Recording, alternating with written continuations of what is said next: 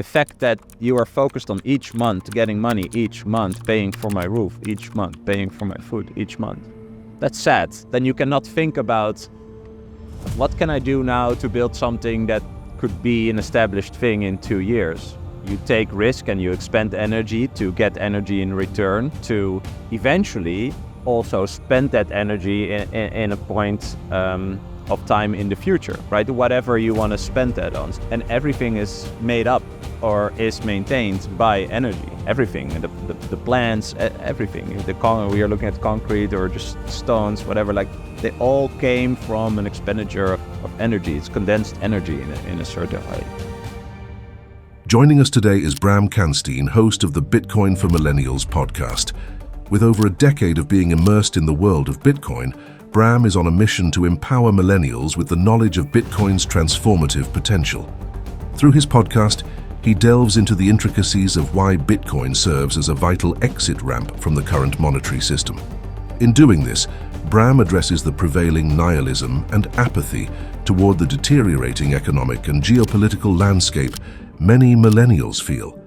Bitcoin instead offers hope for a better future. Drawing from his extensive expertise as a startup consultant, he sheds light on the hopeful alternative that Bitcoin offers for a brighter financial future for both people and businesses. Before we get on with the video, we'd like to introduce our sponsors who have made this series possible: Stampseed, the Orange Pill app, and Swan. It's our mission to provide our audience with a safe, reliable, and robust way to buy, store, and learn about Bitcoin. Our partners are businesses and people we respect, and are products that we at Bit Intelligence personally use. You're watching 21 Voices. Without further ado, here is Bram Kanstein in Madeira, Portugal. The millennials that I'm then part of, right? Like we saw this entire transition, just linear TV, then very, very slow internet, then SMS. I remember that I was on the soccer field with my friends and we had like our first phone when we were like 14 or something, and we used to send text messages to each other, like from the one goal to the other, right? And we would imagine like there's a message flying, like an invisible thing flying here, and it's ending up in your phone and you're on the other side of the field. And I remember that was so fun that like we texted each other just nonsense, but just that magic of that communication was really, really cool. And I think at that moment in time, I didn't know about telegraph or how that changed like communication, or even printing books, etc. But now at this age, seeing this, it's the exact same thing.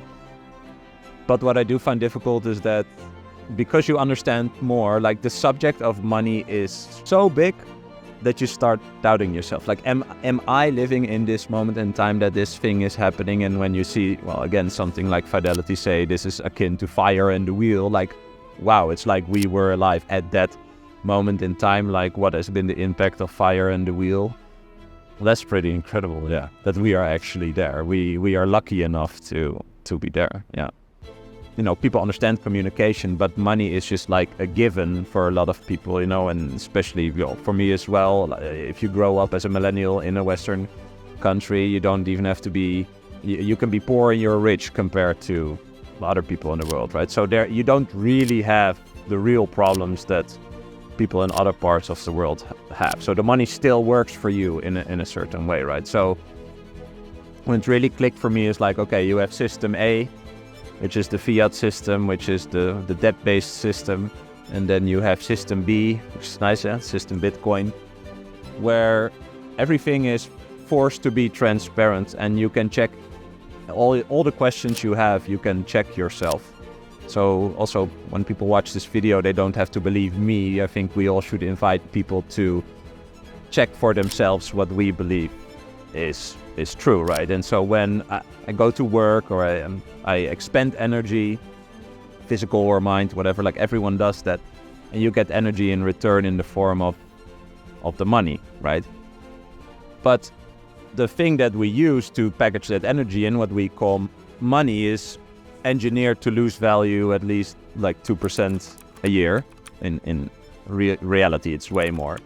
So when you come back home from taking risk to earn that money, and the energy you captured is melting away every year, and you don't want to expend that money energy at that moment in time, but maybe in a year to buy a house or whatever, have a child or start a family.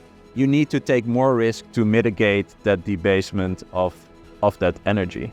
And I think what is nice, I realized like I'm pretty risk averse and I'm also lazy, right? Like other people, like most people are lazy, right? So I was like, I don't want to participate in this thing. I tried trading stocks and doing these things, but it's just, I'm too emotional. Like I don't want to do that. So when I realized, hey, I can save value in this new system that I finally, at that point I understood it, like this is not going to be debased. And if there's other people who think the same and basically flee to this system where we can just store the energy until another point in time or space, then that is the best thing to ever like save your energy in. So then I stopped viewing getting Bitcoin as buying Bitcoin. I started viewing it as just moving energy from system A to system B, and then I went all in basically, yeah.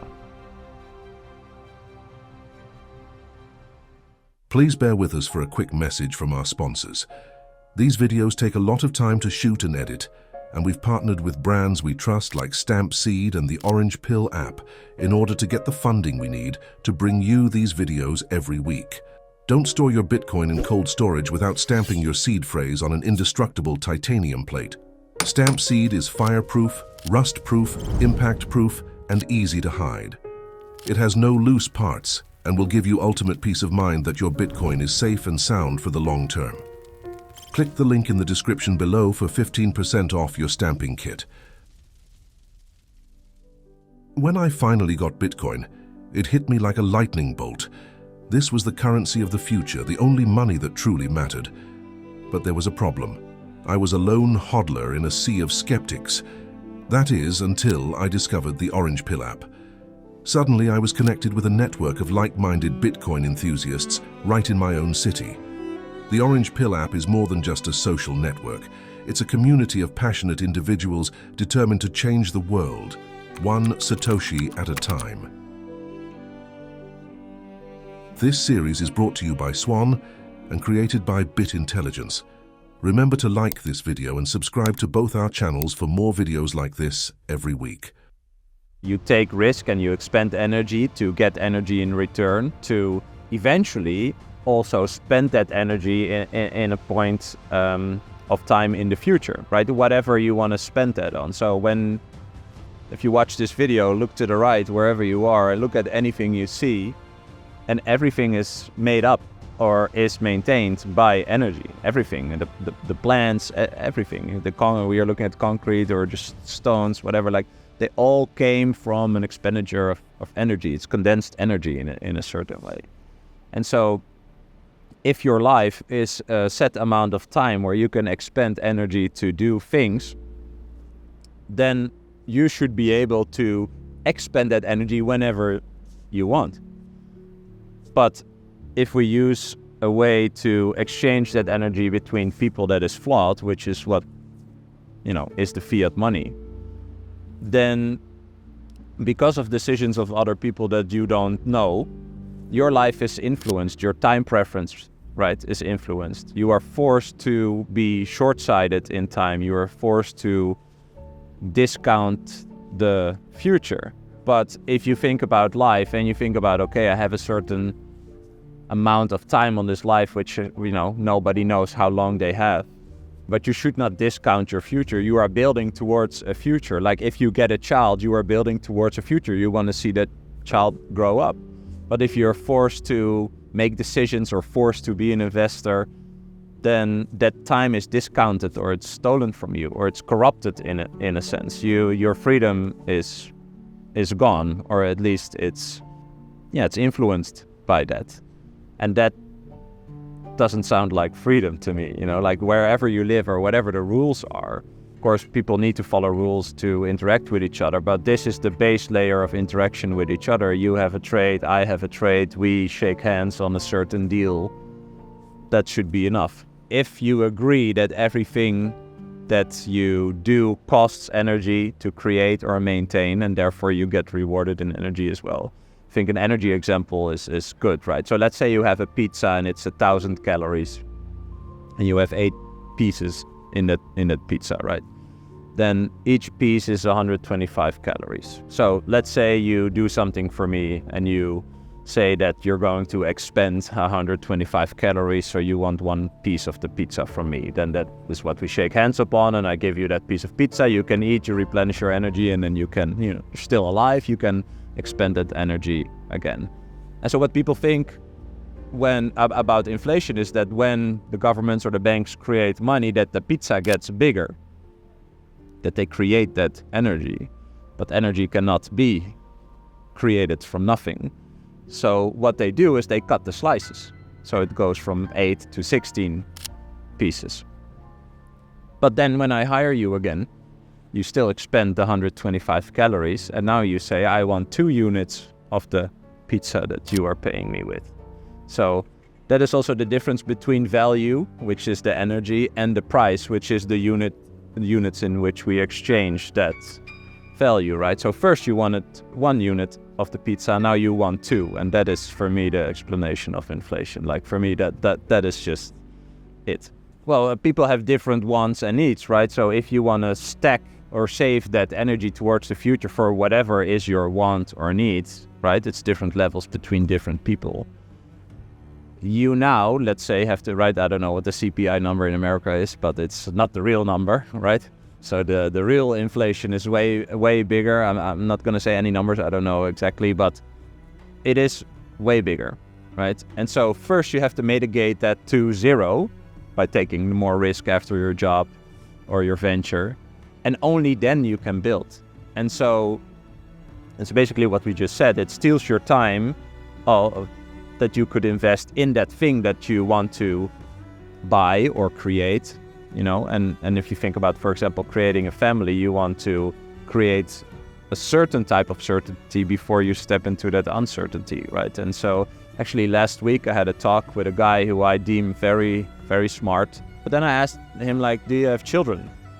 And then he said no. And I said, why not? And then he said, yeah, because of this, like, I don't want to put a child in this world, right? And that, like, I know these stories, but that was the first time that I actually had, like, a direct conversation with someone who said that. And then like that really hit me, and I was like, okay, but then you basically give up. It's like I give up, like the day one, whoever they are, like the system one or whatever. Like it really saddened me actually, but on the one side, but on the other side, it's also really nihilistic, right? It's just like, oh, it's all going to hell. It's doom and gloom, and like, but for me, it's a bit ungrateful as well. Like you are alive. You are like, there's a 1 in 300 billion or trillion chance that you are you, right? And then you say like, well, other people decided this, so now that's the end of my like lifeline. End of my DNA stops here because some other people did things and I cannot change that, right? Like, yeah, I think that is not the way that you should look at your life, right? The whole goal is to make new life and build more and enhance it together. And so there's people that give up. Like that is, yeah, it's very saddening for me. Bram's insights offer hope amidst all the problems unraveling in our society, showcasing Bitcoin's potential as a transformative force for millennials and beyond. He highlights the importance of understanding Bitcoin as an alternative to the current monetary system, and describes how your money is your energy, your battery of time. If you look at it this way, then you begin to understand why inflation steals your time. And what is your time if not the most precious commodity of your life? Stay tuned for more enlightening discussions, and remember to subscribe for the latest recaps, insights, and films about all things Bitcoin. This is 21 Voices. If you want to watch another episode, try this one here. We'll see you next time.